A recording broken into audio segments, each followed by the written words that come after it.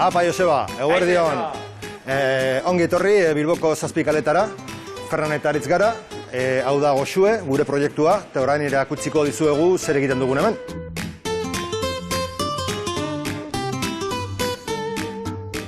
Goxue, gure proiektutxo kutxune da, eta hemen egiten duguna da euskal sukaldaritza tradizionala eramateko prest. Zabaldu genuen ja duela 6 urte, eta hemen gaude betiko platerrak egiten eta osokideentzat lantzen.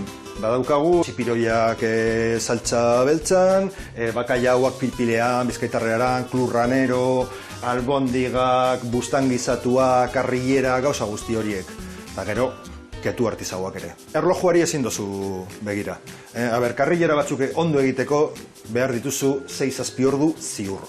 Gure amonak holan egiten zuten gure euskal sukaldaritza tradizionala, denbora asko erabiliz, eta maitasun asko noski. Eta jendeak eskartzen du asko hori. Gertatzen zaigu askotan, 80 urteko emakume bat, dastatzen duela ez dakit barraskilo batzuk, bizkaitarrera, eta gero esaten digula, barraskilo hauek nire amarenak bezalakoak dira. Hori, imagina zaitez. Gaur prestatuko duguna da bustangizatua, ardo baltzarekin. Errezetazteko barazkia prestatuko ditu kipula, zanahoria, piper berdea, porrue eta berakatza. Ni daramat 25 urte sukaldean. Aspertu nintxe, asteburua lan egitea, iganda lan egitea, jaiek guten lan egitea, nahi nuen familia gaz egotea, lagunekin egotea, eta Fernando Gaz pentsatu genuen dendatxo hau montatzea. Badaukagu ja barazkia ja txikitutak, eta orain botako dugu hementxe, olio pixka bat, gatzaz pixka bat, eta 3-4 ordu horrela ondo egitea.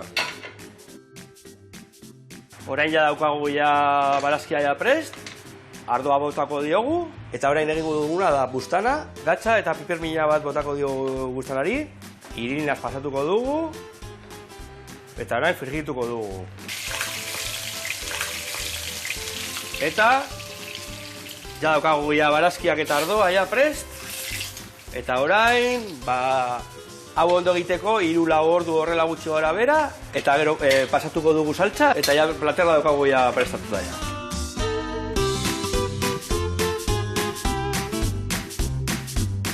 Bueno, espero dugu egin dugun platerra gustatu izana, eta badakizuen ondagoen Goxue, Bilboko Zazpikaletako Arategi Zarkalean, eta hemen itxoiten zaituztegu. Eskerrik asko, eta agur. Venga, agur!